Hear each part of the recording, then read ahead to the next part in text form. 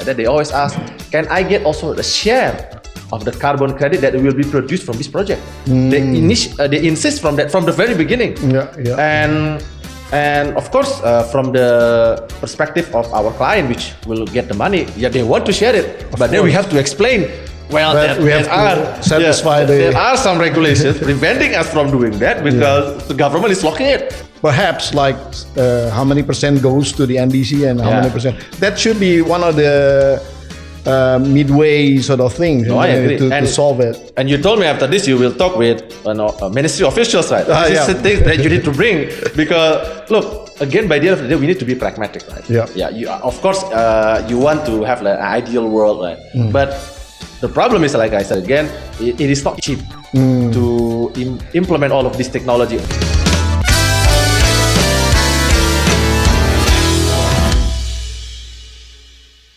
Bismillahirrahmanirrahim. Assalamualaikum warahmatullahi wabarakatuh. Yes, the carbonizers, carbon friends, carbon activists all over the world, welcome back to another episode of Carbon Forum with me, Poempida Hidayatulloh, as the host.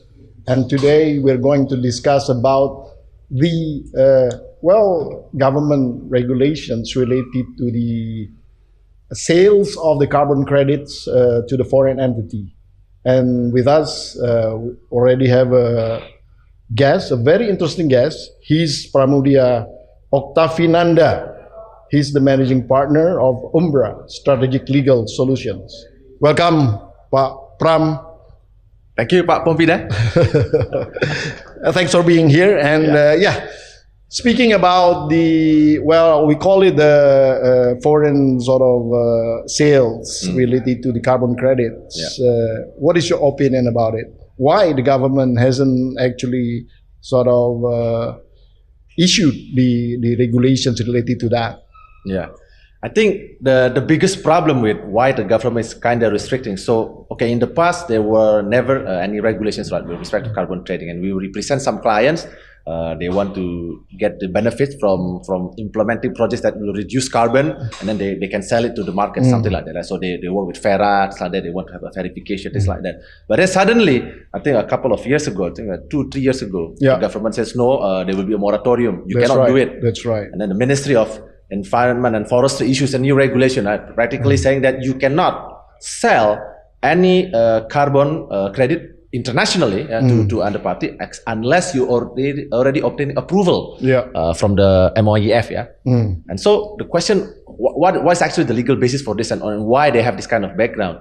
So apparently what we think, and I think based on our discussions with some of the officials, they take the position from the Paris Agreement. The Paris Agreement says that if a country, Article 6, correct. So if a country, foreign country, say, purchases the carbon credit and then use that carbon credit to meet their own NDC, so the selling country will not be able to use that as part of the fulfillment of their own NDC commitment.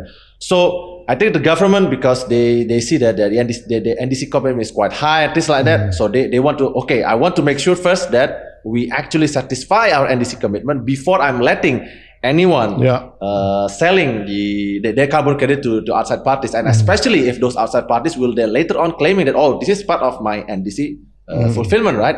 So that's why I think the main issue.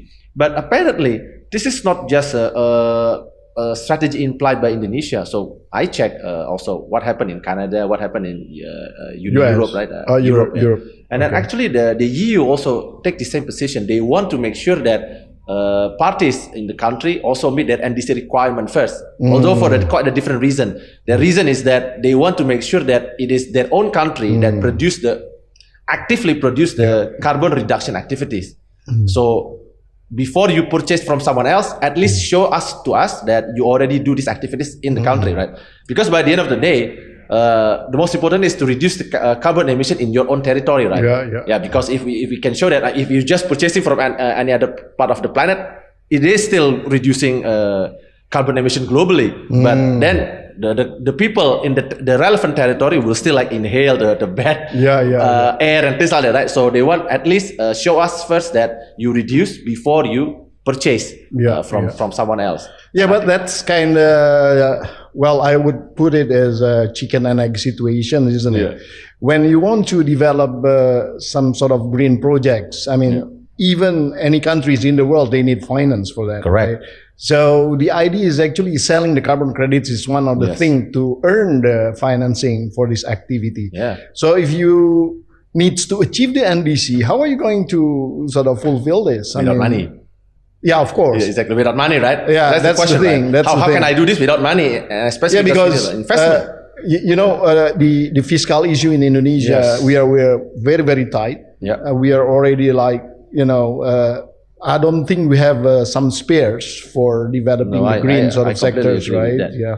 So that's actually a really good question, Pak Poempida, because look, they are also, we represent some clients. They do renewable projects, things like that, and there are other investors from other countries that are interested to invest. And always now, and this is what we see now, which is quite a current market practice, is that all the new investors, especially from the developed countries like in Japan or United States, things like that, they always ask, can I get also a share of the carbon credit that will be produced from this project? They insist from the very beginning. And of course, from the perspective of our client, which will get the money, they want to share it, but then we have to explain. Well, there are some regulations preventing us from doing that because the government is blocking it, saying that you cannot sell it or you cannot transfer it to international parties before like we made the NDC and things like that. But look, again, these people coming to Indonesia because they see a lot of potential project for carbon reduction, right? And then they want to have a share. So I guess the issue that I think should be considered by the government is that instead of like doing a zero-sum game where we cannot do it at all, right? Before we meet all of these requirements, why don't we think about like that sharing things? Because this is what actually they offer too. They are not asking that all the carbon credits will be be named under their investor's name, say from Japan, and they will say, oh, this will be part of 100% by the Japanese government. No, they're saying that can some of it be distributed so that say we have 50-50 or 60-40 depending on the commercial arrangement. But that is actually what they are asking. And look, when we see and when we check with the in the current Indonesia regulation, right, the process is not just that we have to meet the NDC. In fact, the relevant subsector ministries like SDM as an example, Ministry of Energy and Mineral Resources, MEMR, or another ministry of agriculture, they have also to provide their own target, right? Once the subsectors target already been achieved, and actually they make the plan first, achieve the target, then we can sell. But right now they didn't even have any plan. So that will postpone this even more, right? Because not only that we are meeting the target, we don't even have any plan yet on what will be the target and how we will meet that target. So that impose quite a burden for these projects that actually are already on the pipeline, right? Because they want to do it and they want to utilize that. But then we are just fighting. We have an infighting inside in Indonesia, preventing us from doing that, even though we have so many projects that can be used for that. Yeah, let's put it this way. If you want to achieve the NDC as soon as possible, I think what you need to do is actually the government needs to certify all the forests that they control, right? Yeah, that should be enough. Because at the moment everybody's enjoying our forests without paying without any costs that they need to pay, right? So I mean, we have like 60 million hectares of forest. That should be enough to cover the whole NDC target, I guess. What do you think? I mean, look, one of the key differences that prevent us. So we know that at least the carbon pricing in Indonesia is still very low, right? And then this becomes a question: why it's very low, right? I mean, it's the same project, it's like that. Why if we sell it? And of course, this is why some people want to sell it outside, right? Because they see the prices outside Europe or Korea is very high. And one of the issue is because the people outside, they don't trust us yet because they don't know how do you actually measure all of these things, right? And before they know whether we measure this properly, they also don't know what is the methodology, what is the technology that you are using. They're worried about the double accounting and all. One of course is double counting, but second, I think the issue is like that the measurement is not clear yet. They don't know who are the people are qualified, right? To actually assess and determine, because in order for us to actually get this carbon credit, we need to show that the activities that we perform actually reduce emission better compared to when we do nothing. Right. So it has to be shown that if actually we do something but actually it doesn't reduce carbon emission, it's just like that's the standard practice, there's nothing more there, then you cannot get it. So that's why they say that, okay, that's why the carbon price is still low. But if we want to catch that, then first, I think we need the funds. And second, we need to improve that part. Right? I mean, that's why we have this like association, right, for doing that, right? That, precisely because of that. Because then when people say, oh, we have the experts, we have the technology and the infrastructure to help us assessing correctly what will be the effective carbon reduction mechanism that we take, then yes, a lot of opportunities that can be taken, and the government also can immediately meet their NDC. So they need to work with all of these experts and then do that immediately. And then after that, they can let people do the trading. But also another issue that we need to do is the transparency. And that's also related to the double counting. That's why under Indonesian law, right, they insist that all carbon needs to be registered in an integrated system, right? And this integrated system will also work with IDX, right? That's the exchange carbon, the carbon exchange that we have right now. And why we need to have that? So once we know that there is good technology, good infrastructure, good measurement, things like that, then it has to be transparent. So people know, right? Oh, this already been used for this project, right? You cannot use it for another project. You cannot then claim it, because that's what happened actually in the past. We've seen that with some of our clients. So it's already being used, the project, like the forest, right? They already take that carbon credit and then they sell it, and then someone claiming it again at the same project, at the same village, and then say, oh, we can also sell it. But but there are a lot of technologies to prevent such things like that. Exactly now, with the technology and especially with the system registered, people know, so they can trust it. That will increase the price. I mean, do you think the government will let us to split the efforts? Like what I'm saying is, if we sort of develop sort of green projects, then perhaps like how many percent goes to the NDC and how many percent? That should be one of the midway sort of things to solve it. And you told me after this you will talk with ministry officials, right? This is the thing that you need to bring, because look, again, by the end of the day, we need to be pragmatic, right? You, of course, you want to have like an ideal world, right? But the problem is, like I said again, it is not cheap to implement all of this technology. All of this carbon reducing technology is not that cheap. At least some of it is not very cheap, right? So you need also money, and most importantly, the transfer technology. And this has also been discussed in the Paris Agreement, Kyoto Protocol. They are asking that for developed countries, they should do some transfer technology to the developing countries, right? But of course, money talks, right? I mean, why should I transfer this technology to all of you, but then I don't get any benefit? So in order to give some additional incentives for these people to come to us and bring this technology, then we need to have that serious talk about, do we really need to capture everything just for us?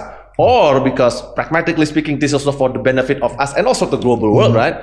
Perhaps that carbon splitting is something like that that can be considered. Perhaps we don't need that rigid systems, right? That preventing us from selling or producing and selling the carbons, right? I mean, the registry is fine. It is a must, right? You need to have a transparent system. But when you actually need to obtain approval for each sale of carbon credits internationally, I think that doesn't make any sense, because it also just adds a pile of administrative work with the ministers, right? I mean, do you actually want to check? I mean, it's already been registered. Registered means what? Registered means it's already been certified, right? Some experts already certified it, saying that this is a good project. This actually reduced and I already registered it, so people know this is transparent. Then we still need your approval. We still need to obtain meet the NDC requirement first. Then you will get nothing, because then people will have no incentives to finance that. Actually, we've already implemented a splitting sort of scheme when it comes to investment. We've enjoyed the luxury of good oil and gas industries in the past with a split sort of sharing A gross split, you mean? Yeah, I mean like PSC or Yeah. I mean the government actually take like 85% of the oil or gas, right? Yes. And then 15% for the investors. Exactly. And might as well, I mean it doesn't have to be the same sort of amount, but we can do it that way, right? Exactly. I think and we also see like that. Right now we are just at a very early stage, right? I mean there are some carbon credits now being traded, but look, right now we check ideas and there are only 2 projects. It's very small, right? I mean, how can you have a in outside of Indonesia, in the more developed countries, they already have like a good carbon pricing because a lot of players, a lot of projects, right? So and the supply and demand just create the pricing, right? But in Indonesia, you don't even know how the price. Because again, the places are just too small, right? So this is something that the governments really need to consider if they want to improve or maximize it. Because look, more people come here, then means more demand, right? It will increase the price, of course. So then people will also be incentivized. Okay, because the carbon pricing here are increasing, I want to. But right now, look, we have a study, right, where they try to calculate what will be the carbon benefit or carbon price that we can get from retiring coal power plants in Indonesia, and then the discrepancy is just does not make any sense. It can goes from just a couple of $1 million to a couple of $1 billion for one project. And that creates a question, right? How come the price can be so different, right? What kind of assumptions that you make? And the assumptions that made by that study is that because there is no clear price mechanism, so at certain point doing this can provide a very huge benefit because the price of the carbon is so big, but then in another situation will become too small because no one wants to buy it. But that's actually a problem, right? Because when you have a discrepancy of 1,000 times, right, from $1 million to $1 billion, as an example, from just one power plant, as an example, that actually shows that there is an issue here in Indonesia, because then the pricing doesn't make any sense. I mean, if you do like a project and you do a study, like, of course there's always a range, right? But the range, say between, it should be like quite minuscule, right? It's not like from 1,000 times difference, right? How can you make a pricing like that, right? It doesn't make any sense from valuation side, right? So that's one of the issue that we see in the market. Right. Thanks for sharing a lot of things with us today. And would you like to address to the audience of Carbon Forum, please? What kind of address that you? Depends. It's still up to you. Okay. Any suggestion or whatever? Well, again, suggested that we make. Look, the government needs to be pragmatic, right? When we try to do this kind of project, actually there is a lot of money, a lot of funds, right? I mean, we talk with some clients and they always say that a lot of cheap financing, a lot of people want to invest in renewable project, in project that will reduce carbon and things like that. But the question is always like that. They want also have some share of the carbon credit that will be produced by the project. So I hope the government will listen to that part and think that, okay, instead of like doing this zero-sum game, which I said in the beginning, why don't we do a project like it's already been implemented, right, in Indonesia, like that, cost plate or cost production share and things like that. Share, so people what come here, finance these projects, and then what will happen is that enlarge the market and bring more opportunities for people to be involved, right? We see now some Indonesian companies are actually also quite interested with the project, right? But then once they see the cost and things like that, then they will start to question that, do I want to do this? Because look, for companies, for business, it's always the same, right? Do I make profit out of it, right? I cannot just do a project where I will just lose money, right? Then shareholders will come to me and then will demand like, why are you doing project that costs the company's money? You need to produce something. Reputation-wise, of course, it's good, right? But when the cost becomes too big, then no one will be interested to do it. Even though we actually need that project to improve air quality, to improve the public health and things like that, we need that. So I hope that the government will, I think, instead of doing the way very restrictive, try to find a way that actually mutually benefit each party involved in the carbon reducing project. Good. Thank you very much, Pak Pram, for being with us. And ladies and gentlemen, carbon activists, decarbonizers, carbon friends all over the world, that was Bapak Pramudya Oktavinanda. It's kind of difficult for me to sort of pronounce it correctly. Thank you. He's the managing partner of Umbra Strategic Legal Solutions in Indonesia, and we just discussed a lot of things related to the international sort of trading of carbon credits, which we all sort of wait for the regulations to come out as soon as possible. Hopefully, this will sort of open up our mind related to this issue. Until the next episode of Carbon Forum, with me Poempida Hidayatulloh as the host, and until next time, see ya. Wassalamualaikum warahmatullahi wabarakatuh. Waalaikumsalam.